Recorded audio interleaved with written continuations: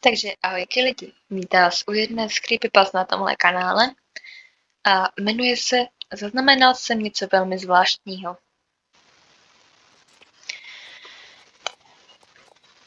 Tohle video je dobré se pustit jenom tak do pozadí, protože se tady nic moc zajímavého dít nebude. Takže se klidně jen pohodlně usaďte a poslouchejte. Vše začalo jako projekt školy. Chtěl jsem vytvořit historii svého města tím, že nahraji rozhovory se staršími obyvateli. Pro začátek jsem jich pár udělal. Mluvil se s bývalou učitelkou ve škole a s hotelivým vrátným důchodu. Učitelka se jmenovala paní Turnerová, již 10 let vdova a bylo jí 75 let. Hodně mluvila o tom, že za jejich časů byl vzdělávací systém mnohem lepší a o některých svých žácích, kteří to dotáhli na velké úspěchy. Vrátný se jmenoval pan Watkins a bylo mu 89 let. Mluvil o hotelu jako o okouzlujícím místě a vyprávěl mi zajímavé příběhy o lidech, kteří tam bydleli. Také mi vyprávěl, jak byl smutný, když musel kvůli svému věku odejít do důchodu. A ještě smutnější, když hotel před 20 lety definitivně naposledy zavřel své dveře. Rozhovory byly skvělé, ale rozhodl jsem se, že potřebují něco navíc, aby upoutali pozornost. Našel jsem tedy hudbu z dávných dob, na kterou se nevztahují autorská práva, a chystal jsem se přidat nahrávky okolních zvuků z ulic a budov, o kterých mluvili respondenti. Všechno jsem to smíchal do jednoho balíčku. Mělo to být úžasné. Pak se něco stalo. Vše se překazilo a já nakonec předložil úplně jiný projekt. Na pozadí jedné z nahrávek jsem zaslechl podivné zvuky. Zvuky, které mě nakonec zavedly do pěkně temných míst. To bylo před několika lety. Teď jsem na univerzitě, ale původní soubor jsem si ponechal a po dlouhém přemýšlení jsem se rozhodl, že se o to, co v něm je, podělím zde. Zvukový soubor byl nahrán ve vstupní hale hotelu, ve které pan Watkins pracoval. Hotel byl v té době opuštěný a prázdný, kromě rozbitého nábytku a hromady odpadků a listí, které tam musely být zaneseny. Blížil jsem se dovnitř tak, že jsem prorazil mezeru v zabedněných dveřích a byl jsem si naprosto jistý, že to nemám co dělat. Cítil jsem se velmi nervózní, proto je na nahrávce jako první slyšet můj zrychlený dech. Je to hlasité, protože se blížím k hyperventilaci. Pak mě slyšíte, jak si říkám, klídek, kámo. Znovu se zhluboka a pomalu nadechnu. Vzpomínám si, jak jsem si říkal, že mi to pomůže uklidnit se a jak to fungovalo. Další zvuk je vrzání budovy. Byl konec listopadu a venku zořela bouřka. Sám jsem byl dost ošlehaný větrem a hádal jsem, že tkanina starého domu se ve vichřici potýká s problémy. A pak se ozval první podivný zvuk. Jako by se vítr dostal dovnitř do budovy a pohyboval se mezi smetím a listím. Druhý podivný zvuk je delší a třetí ještě delší. Obojí mě opět přivádí k myšlenkám na vítr. O neklidné, strašidelné síle. Pak se ozvou mé kroky, když opouštím hotel.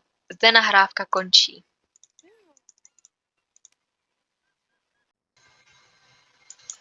Poprvé jsem nahrávku poslouchal doma v ložnici a cítil jsem, jak mnou projel chlad. Slyšel jsem ty zvuky, když jsem tam byl sám, když jsem stál v té hale, ale tehdy mě nějak zvlášť neupoutaly. Ale při poslechu nahrávky mě zamrazilo až do morku kostí. Byl jsem přímo uchvácen. Poslouchal jsem nahrávku opakovaně. Dlouho do noci. A kolem 4. ráno jsem konečně uslyšel tohle. První zvuk je vlastně hlas, který říká: prosím. Je to dívčí hlas. Druhý zvuk znamená: prosím, pomoz mi. Třetí zvuk je opět ona. Říká: chci jen svou milí, prosím.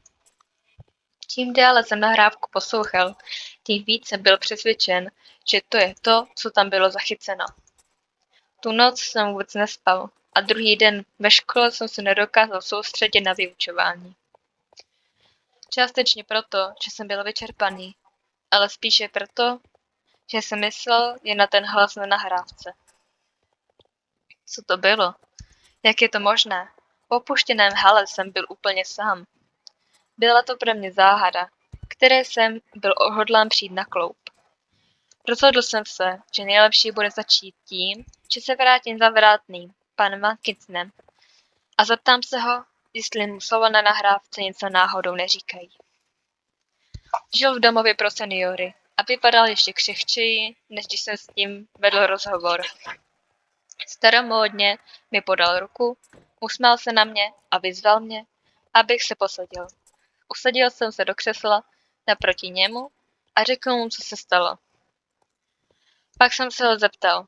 Byla v motelu nějaká milí?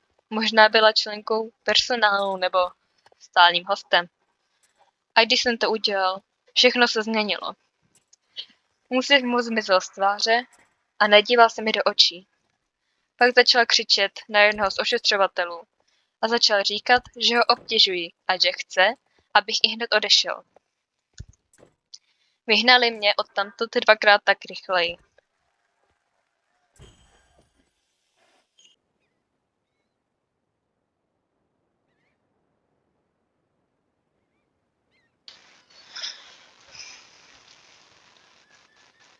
Nebude mi vadit, když vám řeknu, že jsem byl z celé této zkušenosti dost rozrušený a zmatený.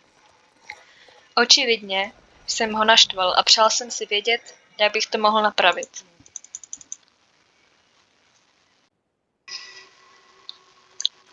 Možnost vyřešit záhadu nahrávky se také zmenšila. S tím vším na mysli přicházely školní dny a víkendy, které se vlekly. A já si přál, aby se v tom hotelu nikdy neocitl. Několik týdnů poté, co jsem se s vrátným setkal podruhé, jsem se rozhodl, že soubor vymažu a na celý ten mizerný zážitek zapomenu. A pak přišel dopis. Adresa byla napsána rukou a uvnitř byl krátký vzkaz zabalený do dalšího papíru. V dopise stálo, že pan Watkins bohužel zemřel ve spánku a že si před smrtí přál, aby mi byl přiložený dopis předán. Když jsem dopis rozkládal, třásly se mi ruce. Bylo tam napsáno toto. Už dlouho s sebou nosím tajemství. Je to něco, za co se stydím a kvůli čemu jsem se nenáviděl po mnoho dlouhých, bezesných nocí. Myslel jsem, že se to nikdy nezmění a že si své tajemství vezmu do hrobu, ale pak si přišel ty. Rád jsem se s tebou poprvé setkal a rád si popovídal o starých časech v hotelu, o těch dobrých časech.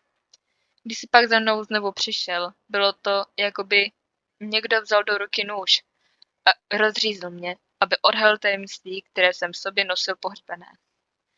Víte, jméno Milí pro mě něco znamená. Bylo to jméno panenky, kterou vlastnila mladá žena, kterou se znal před více než 60 lety. Byla to žena, nikoliv dívka. A mnoho lidí by řeklo, že je příliš stará na to, aby ještě chodila s panenkou v ruce. Ale tahle mladá žena byla ustaraná. Byla hubená jako hrábě, nosila hadry a žila na ulici poblíž hotelu. Ještě v 59. byla obzvlášť krutá zima. Předpovědi říkaly, že nadcházející noc bude nejhorší a že půjde o život. Viděl jsem, že život té mladé ženy je v ohrožení, pokud zůstane na ulici. A tak jsem mi řekl, že se může schovat v hotelu, pokud chce. Udělal jsem to, aniž bych o tom řekl někomu z vedení. Jejich jediným zájmem bylo vydělat peníze a přilákat ještě lepší třídu hostů. Ale já jsem byl vychován ve víře a v soucitu. Jediné místo, které jsem pro ně měl, byl sklad. Vlastně o málo víc než skříň. Ale zdálo se, že je dost šťastná na to, aby se tam schoulila a usnala s tou svou panenkou, kterou pevně objímala. Měl jsem dobrý pocit, že jsem pomohl ochránit toto křehké stvoření. A to mohlo být vše.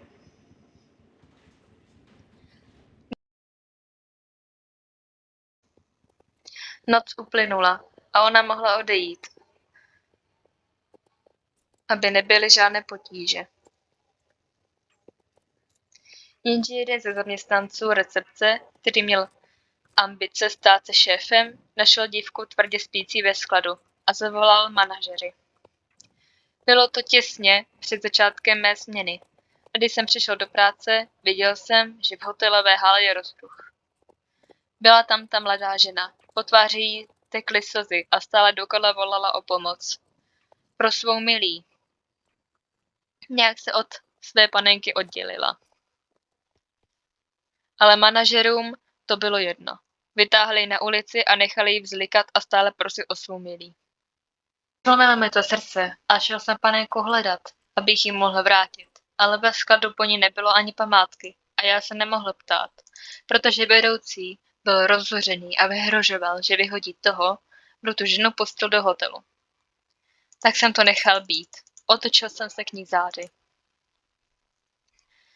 O několik dní později jsem se dozvěděl, že tělo té mladé ženy bylo nalezeno u silnice. Srazilo jí vozidlo, které pokračovalo v jízdě, jako by se nic nestalo. Byla pohřbena na městském hřbitově, bez náhrobků a bez obřadu. A já jsem tak nikdy nemohl najít místo jejího posledního odpočinku. Mohl jsem jí pomoct víc, když ještě žila. Ano, měl jsem jí pomoct víc. Ano. Ale já jsem to neudělal. Příliš jsem se bál, že přijdu o práci.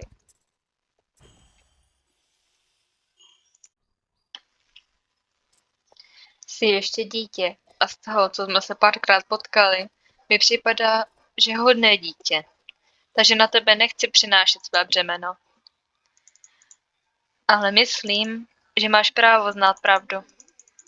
Jak ji znám já. Co se týče hlasu, který slyšíš na té nahrávce, nemám žádné vysvětlení, které by se dalo rozumně vysvětlit. Ale teď, když jsem se uklidnil a měl možnost přemýšlet, si říkám, že možná existuje způsob, jak věci napravit.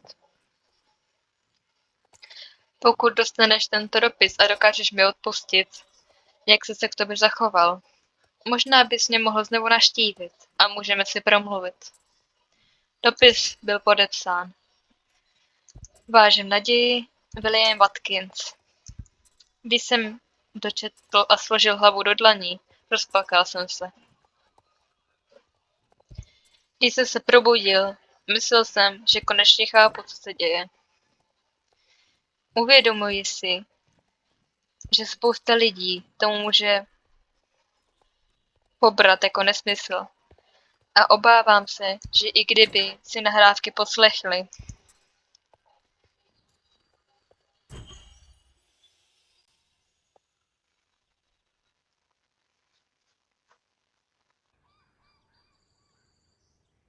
slyšeli by jen vítr v opuštěné budově. Ale já jsem tedy věřil a věřím tomu i teď, že jsem zaznamenal hlas ducha. Hlas té mladé ženy. Tehdy, když jsem tam seděl, vytíral si spánky.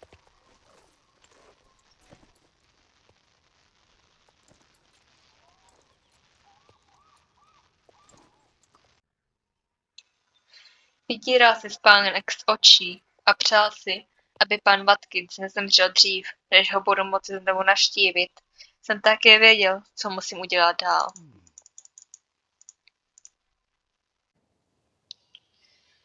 Hrstl jsem si do obličeje studenou vodu, zabalil si do svého nejteplejšího kabátu a vrátil se do hotelu.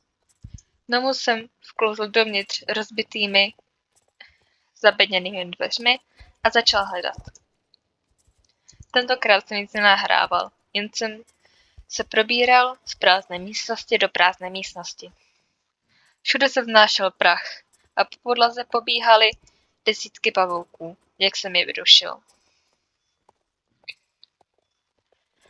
Byl tam malý prostor, který vypadal, že by mohl být sklad, o kterém pan Watkins vyprávěl v dopise. Ale byl stejně prázdný jako zbytek domu. Pak, když už jsem přestával doufat, jsem uviděl hromadu krabic, zastrčených v rohu. Jednu jsem otevřel a našel v ní šály, rukavice a deštníky. Další bylo luxusně vypadající nádobí a v jiné zase staré, lesklé časopisy o podnikání a životním stylu. Došlo mi, že to všechno byly věci, které se shromáždily při zavírání hotelu a byly určeny k likvidaci, ale nikdo se k tomu nakonec nedostal.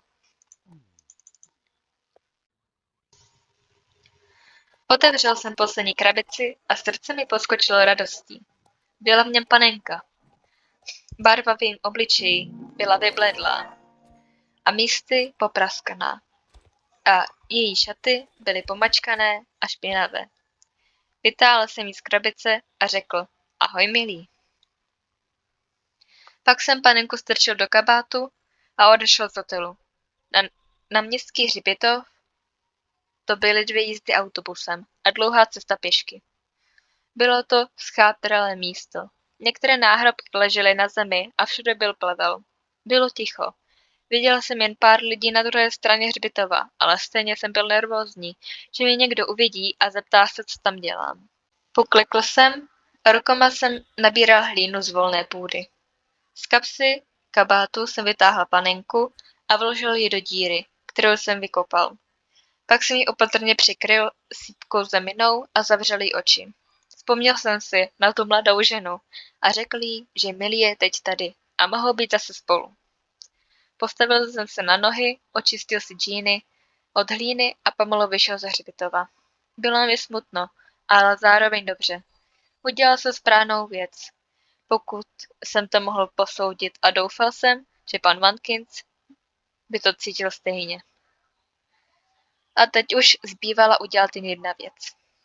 Naposledy jsem se vrátil do hotelové haly a pořídil nahrávku. Poslouchal jsem ji, když jsem byl doma. Na záznamu z haly bylo slyšet jen ticho. Nebyl tam žádný vítr, žádný hlas, žádné bolesti duchů. Byl tam klid. Bylo po všem. Nahrávka pokračovala, když jsem vyšel z haly a když jsem vyšel ze dveří. Ozval se podivný zvuk. Poslouchal jsem ji několikrát, než jsem si uvědomil, co to je. Byl to hlas starého muže, který říkal: Děkuji. Takže tohle by byla dnešní pasta. Doufám, že se vám líbila a tak se uslyšíme u dalších zase někdy příště. Tak se zatím mějte.